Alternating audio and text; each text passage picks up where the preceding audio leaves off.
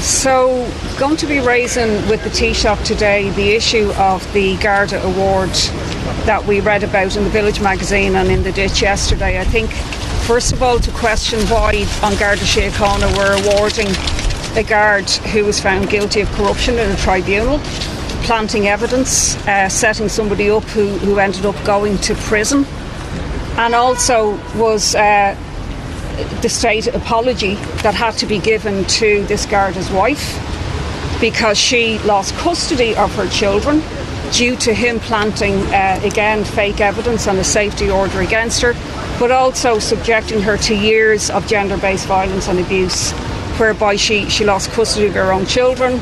He used an official Garda firearm to threaten her to put a gun against her head. Why is somebody like this, who had to resign from the Gardaí in ignominy and shame, brought back, years later for an exceptional award, a Scott Medal of Valour, the highest award you can get? Did the Taoiseach know about this? It was Micheál Martin who was Taoiseach at the time in 2021. And also, did the Minister for Justice at the time, Heather Humphreys, know about it? Heather made a great play about gender-based violence last week. She zero tolerance of it. Either she just presents things without checking who's behind them, or she knew about this person's history. We assume she just doesn't accept what's handed to her off a script, so she must have known.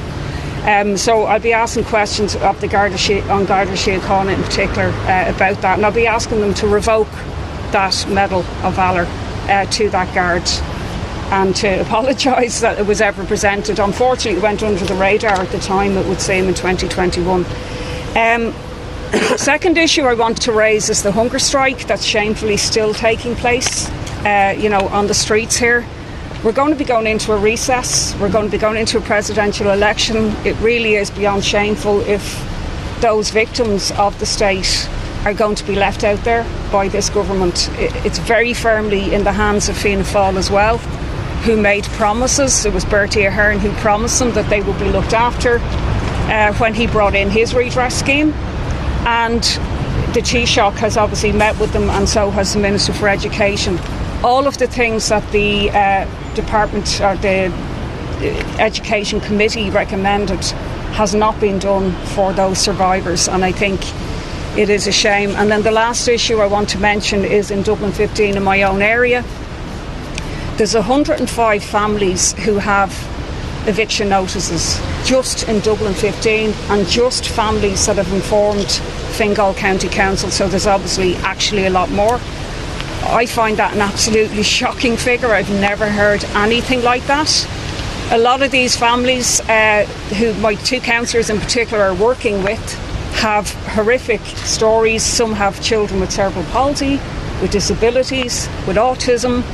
They're facing eviction. They're facing going into homeless accommodation because they cannot find any other alternative. And there's two issues here. The issue is the cutting in half of Fingal County Council's tenant in situ budget from 40 million to 20 million. A number of these families were told there was no money left in the kitty to keep them in their homes, and that is firmly at the door of this government, at the Housing Minister and the Taoiseach. So I'll be raising that with Micheál Martin later. I've never heard of such a number of families in a small area of Blanchardstown to be faced with that prospect, and many others in homeless accommodation right now. Just firstly, I want to briefly comment about the horrific story we're reading about. A man brought to court up in charges on sexual assault of a 10-year-old girl in City West in Saggart. Obviously, I'm aware that there's now a prosecution underway. I don't want to say anything that would endanger that prosecution, but obviously just to express our solidarity with the victim. It sounds utterly horrendous. The community is obviously in shock in relation to it. From what we're hearing, again without seeking to prejudice anything, it does appear that there are some questions for TUSLA in terms of how a vulnerable girl in state care could end up in in such a situation where an assault like this could take place. Obviously utterly horrific. Second point is in relation to the presidential election. I think what we've seen in the last 48 hours or so from Fine Gael is just desperation. They are scraping the bottom of the barrel at this stage in the hope of turning something up that will save the day for their candidate. I think their attack video, the line of attack featured in the Sunday Independent, is in the process of backfiring very, very badly for Fine Gael. I think people can see through it. It is an attempt, despite what they're now saying, it was very clearly an attempt to make former barristers responsible for the behaviour of their former clients. And Fine Gael will be more affected by that approach than any other party if people are to be made responsible for the behaviours of their former clients. So I think it's going down very, very badly. I think what it is doing is turning in the final days of this election campaign the focus onto the issue of housing and Heather Humphrey's record in relation to housing. And Heather Humphreys was part of a government that saw homeless numbers triple over the space of less than 10 years. Heather Humphreys on 7 occasions voted against reinstating the eviction ban and supported the lifting of that eviction ban, which is responsible for a massive acceleration of the numbers of people entering homelessness. So this isn't a question of Heather Humphreys acting on behalf of someone who was evicting people from their homes. Oh no, Heather Humphreys as government minister is directly, personally responsible for the eviction of people being thrown out onto the streets. And I think it's very welcome for the Catherine Connolly campaign that there will be focus on this in the debate tonight, presumably, and in the next number of days. I would say, in terms of trying to assess what's the Fine Gael attack ad about, which obviously is very American, very Trumpian in its style, in its tone. I think I heard, I didn't watch it now, but that Heather Humphreys herself had difficulty answering the question of who made this attack ad, and it's worth questioning further. But what is the purpose of it? Is it really aiming to win voters to Heather Humphreys? I don't really think so. I think this is a voter suppression ad. I think that is another tactic from the US. It's attempting to turn off working class and younger voters who are more deeply affected by the housing crisis from voting from Catherine Connolly. And that's our response will be obviously to focus on the housing crisis, Catherine's record on the housing crisis, but to attempt to turn people out in big numbers. And I have every confidence we'll be able to do that, pushing all the way to the line on Friday.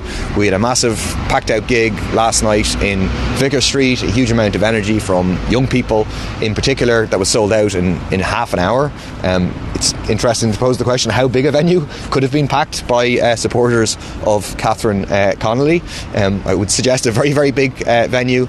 But our message is a positive message of turning out to vote, of defeating Fine Gael, defeating the political establishment, of creating momentum towards getting them, not just keeping them out of the Áras, but getting them out of government and electing Catherine to be president. Final point, just that in terms of issues that are emerging on the doors, the number one issue on the doors, apart from discussion around the presidential election, is the cost of living crisis. I think the government has miscalculated very badly here in terms of the budget they introduced the week before last, which is going to cut people's disposable income on average by 2.5%. For the lowest income people, it'll cut their disposable income by 4.5%. They're pushing more and more people into poverty. We saw the figures come out in terms of grocery inflation, 6.5% last week. The news was dominated by the energy bills. We're also hearing stories of what's called skimflation. So I learned last night that Penguin bars no longer have chocolate in them. They're chocolate flavoured rather than chocolate these days, because they're effectively, it's a way of cutting costs while keeping the price the same but lowering the quality of goods. So you have actual inflation, you have shrinkflation, you have skimflation taking place across the economy, all driven by profiteering by major corporations.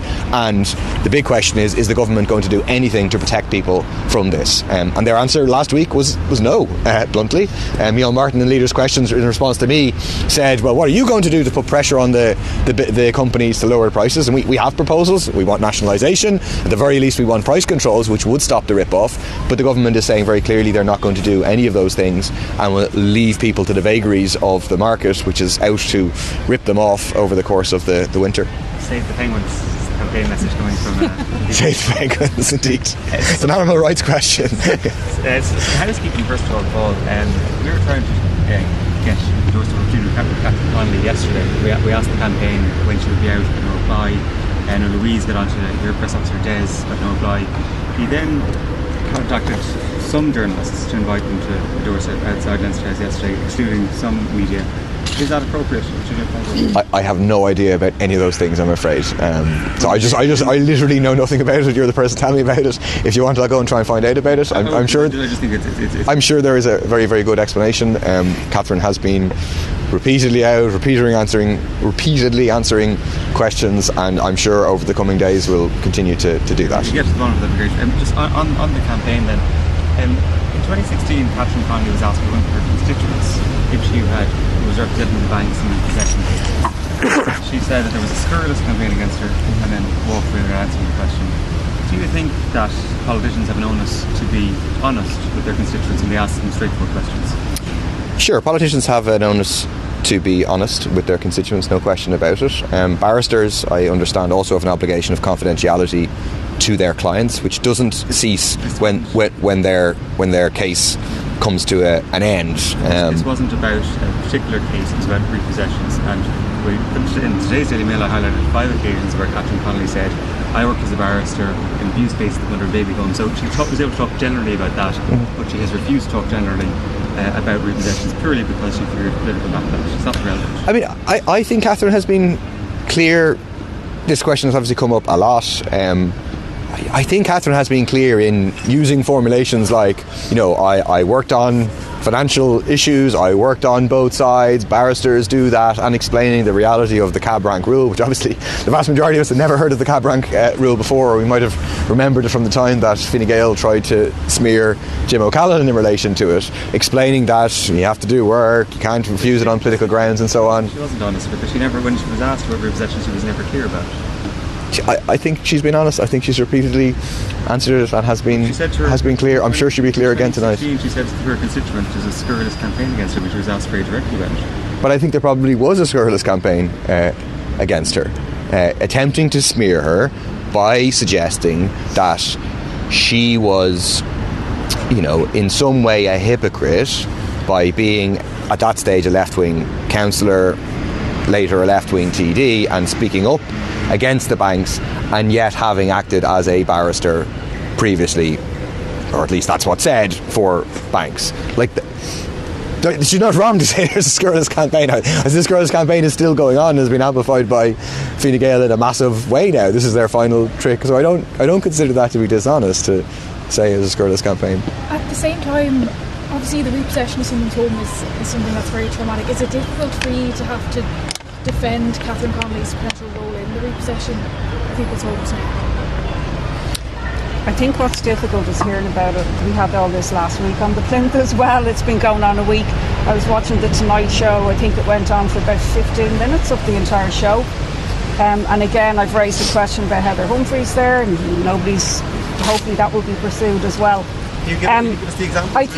I think she has said she worked for all sides. So what's the issue? The Minister for Justice came out yesterday and actually scotched the whole thing, I would have thought, saying that people had no right to attack somebody for working for, he's worked for all sorts as well. And the way the media are particularly, she has already made it clear she worked for all sides. Not in the possession cases, she had not made that clear. So would you think she actually defended people who are having repossession cases taken against them? I thought she had worked for all sides in the whole situation. No, she says I've worked in all cases, and I think she means everything, as in she's done all types of law. She actually hasn't specifically said ever about repossession. Because you would expect her as a left-wing person to be sympathetic to people who have been protest against and threatened eviction. lost their home. So it would be a useful thing for her, from her own point of view, perhaps, to come out and say, yes, I also defended people who were subject to repossession proceedings. But like, what we know is that while Catherine Connolly was a TD, for example, in the last previous Dáil, there were 7 occasions where there were votes on the eviction ban. I think in 1 or 2 of those she was in her position as last Count Corla and therefore didn't vote. But in every occasion where she was available to vote, Catherine Connolly voted in favour of eviction bans. Heather Humphreys, in every single occasion, all 7 voted against an eviction ban. Like, that's the political record. Like, you know, I think it's appropriate now, the questions are being asked about Heather Humphreys' role as manager of the credit union, right? But I only think that's appropriate in the context of showing the hypocrisy of the attack. Look, Heather Humphreys was a manager of a credit union and they pursued certain things, but it's only relevant because they've attempted this line of attack to show, look, this is hypocritical. What we should look at is people's political records, what they stand for, as opposed to jobs that they previously did. You know, because let's be honest, like, if you're a criminal barrister, which I think Barry Ward mostly does kind of criminal work, presumably you're defending people accused of all sorts of things, murder, rape, and people are entitled to have lawyers, and if we go down this road, nobody's going to be able to get lawyers anymore. The issue that we know that it was Barry Ward. I mean, when he speaks in Dáil, he'll say, I'm a criminal barrister, for example. We didn't know that about Catherine Connolly, that she acted in possession cases, and she hasn't been clear about it. That really is the issue. Not the fact that she actually acted in it, the fact that she hasn't been clear about it. And I said that we gave instances where she spoke about other work she did, but she has never said it. And because actually more than likely fears that it would be politically damaging for her. But I don't think that's what the issue is here. I think if you watch the Fine Gael attack ad, but in terms of what the issue is, you're saying I'm telling you what the issue is for people on the ground.